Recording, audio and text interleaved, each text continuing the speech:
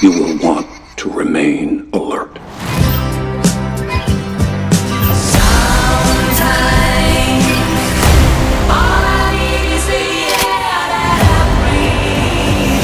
Out of all the men to choose, you picked John Kramer?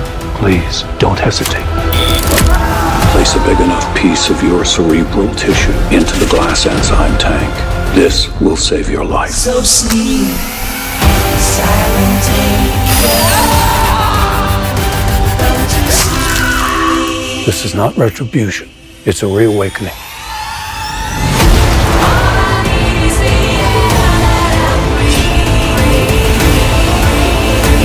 Live or die. The choice is yours.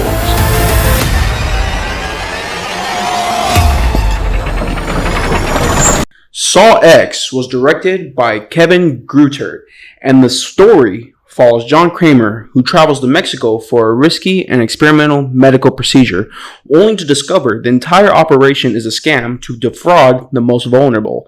Armed with a newfound purpose, the infamous serial killer uses deranged and ingenious traps to turn the tables on the con artists. I was originally going to do a spoiler-free review, but then after seeing the film, I didn't love it enough to want to, so I was more like thinking to myself, like, this is a film I need to discuss. But for the most part, I did enjoy it. What about you? Dude, it was, I had a lot of fun watching it. I actually, before this, I just got done watching it probably 4 hours ago, somewhere around that time frame, yeah. And, I fell asleep, and then you call me. Hey, right? We got a movie to review. How were you going into this film? Honestly, yeah. Oh, I'm sorry. Go ahead. No, go ahead. Yeah, I was going to say how my mindset going into the movie was it's going to be another cash grab. Mm-hmm. They're just going to throw a few things in there, whatever. Throw some throwbacks to whatever other Saw movies they want. It was honestly very surprising. But no, they didn't do it. Yeah. They stuck to one story. John Kramer. I love the fact he's not in U.S. He's on different soil, all that kind of stuff. Mm-hmm. Everything's just different about the movie. It looks different too. There's some there's some scenes where they're outside and it changes, like the atmosphere changes a little bit. Oh, a lot for sure. Yeah. And even when they're in Mexico, they use that Breaking Bad filter. Yeah. But coming back, director who edited all the Saw films. Yeah. Most of them, and he directed 6 and 7. I thought he did a really good job behind the camera in this one. Like the way the film shot, it's almost like an A24 film in some shots. Like the color grading and like the camera that was shot, even, like it just looks great. It's very style. It has this unique style to it that I honestly haven't seen in a while. So, what's your history with the Saw films? I've pretty much seen almost the first 2. Dude, oh my god, same. I've only seen the first 2. Jigsaw, but not very much people like that one. And then Spiral came out. I know that the final chapter featured Chester Bennington from Linkin Park. I don't know if you knew that. Yeah. Like he had like his back glued to the car and he was just screaming. I bet the director was just like, yo, Chester, just scream how you scream in your band.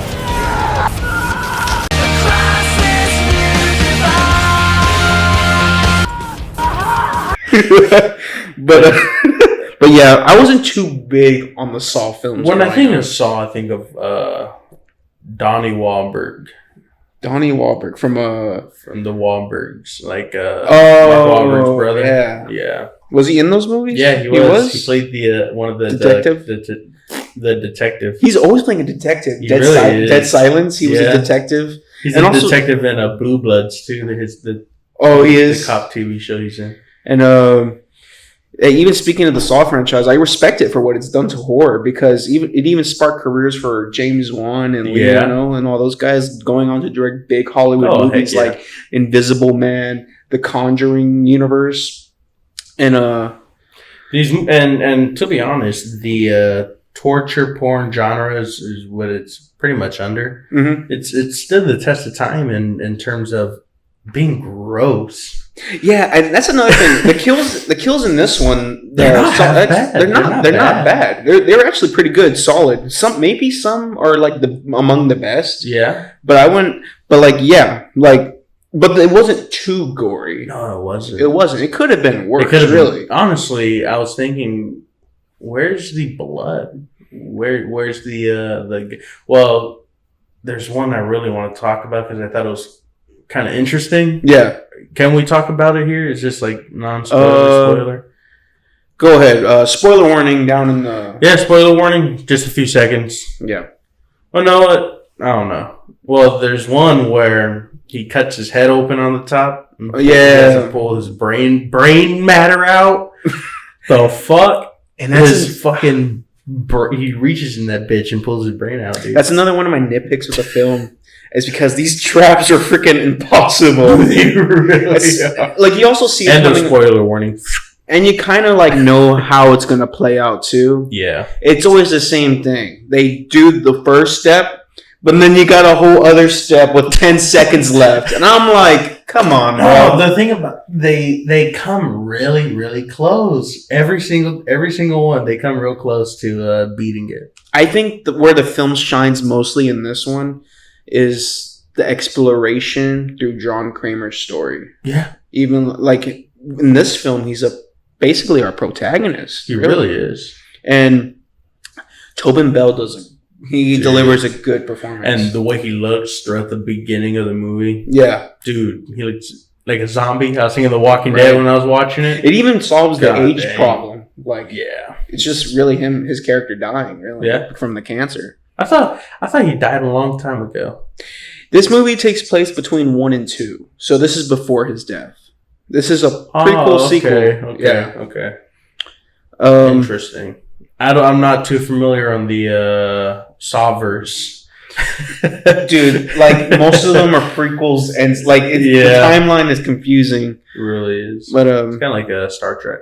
Star Trek is a really weird timeline. yeah, but I was never really too big on these films growing up. But after seeing the trailer to this one when it was released and like reading the synopsis on it, Yeah. it kind of gained my interest a bit. So I was really excited to watch it. And for the most part, I did love the film. But I think it kind of like falls apart at the end, in my opinion, because there's like it gets into a twist before the actual twist. I don't know. Well, there's like 3 twists at the end of the movie, and they just jump.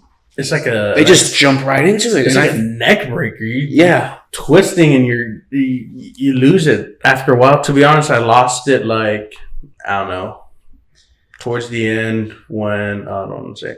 So I lost it towards the end. Like the second twist, because I know there's like 2 or 3. Mm-hmm. One with like A certain character, certain loving characters. someone. Yeah, That's the one that I was like shaking, like scratching my head on. it's so hard doing a non-spoiler. And there's certain events throughout the film, yeah. especially in the third act, that could have easily been avoided. Oh, dude, for real. And that's what kind of frustrated me. Like I was trying to accept these points and Yeah. that they were trying to give us.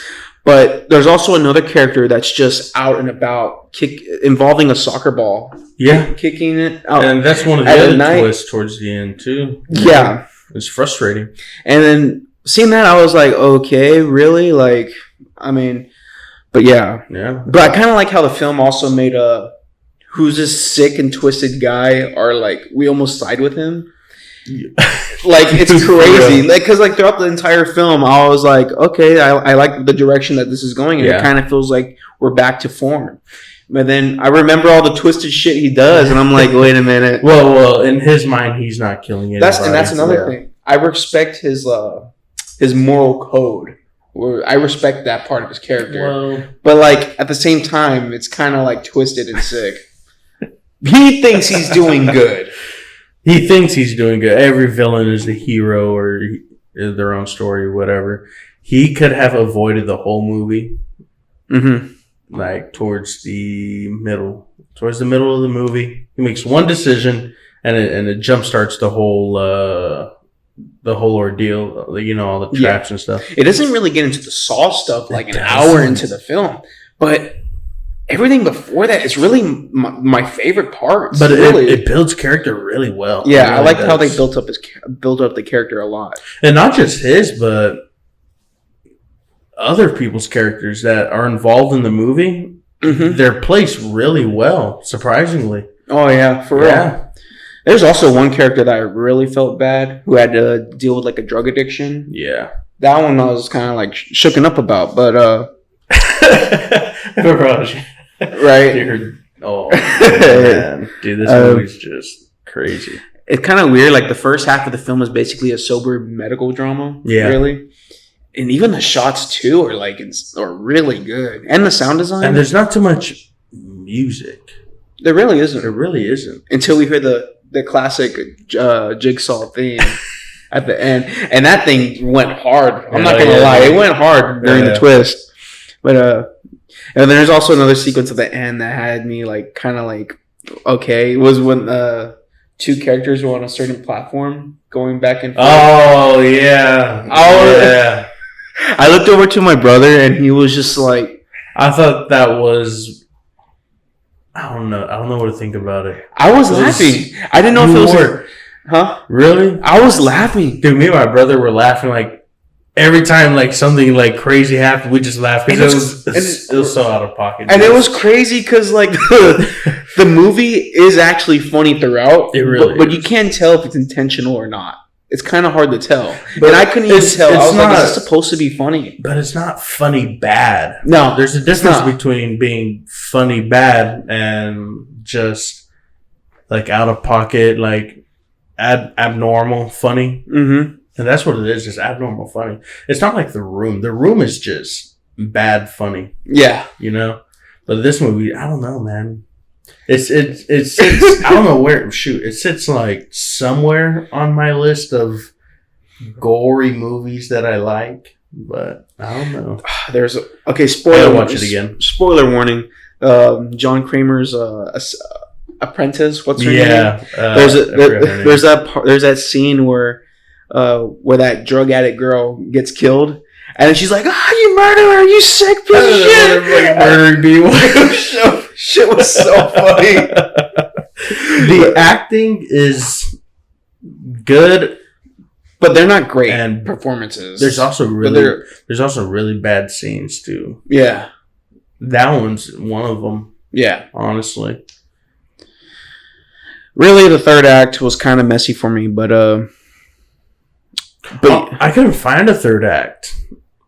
the I have no idea where it began. right. Yeah, I just really for me the third act begins with those twists. I That's think so. yeah. That's pretty far into the movie, though. Is it or the soccer ball? Yeah, somewhere around there. They keep hitting this damn mic. And the one thing I hated too is how the main antagonist went Yeah. out. It was so whack. That's the death I was waiting for, and I thought it was really dumb. trying to remember. It was, No, I know. Willpower. I'm trying to remember. Okay, I remember now. I remember what happened. yeah, it was in the point of there was a point in the film where everything just felt so far out of left field and messy Yeah, to the point it was just like it gets. I just gotta accept it. It Really, gets a little unbelievable towards the end. yeah. Well, at the same time, this is a guy with cancer, kidnapping people with his apprentice and putting them in traps and killing them for their sins or whatever, or making them better people at a cost of them losing a limb or whatever. The film, I don't think needed to be 2 hours because I think that's the runtime. Nah. It could have been an easy, tight 90.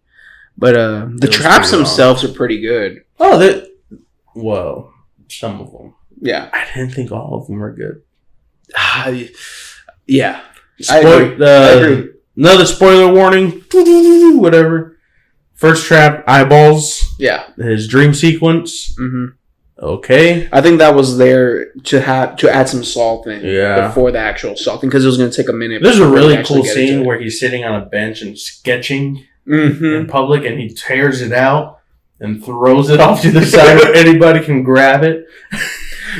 I thought at the end of the film because Watch that lead to somewhere. Watch there that was lead to one something. thing that I kept thinking about throughout the entire film. was that guy he had a conversation with at that coffee shop. Yeah, with the scarring and shit. And thank God The end credit the end was credits fixed it. resolved that. They said that trap he was in, had like The little razors, give him a real, give him a real It's scar.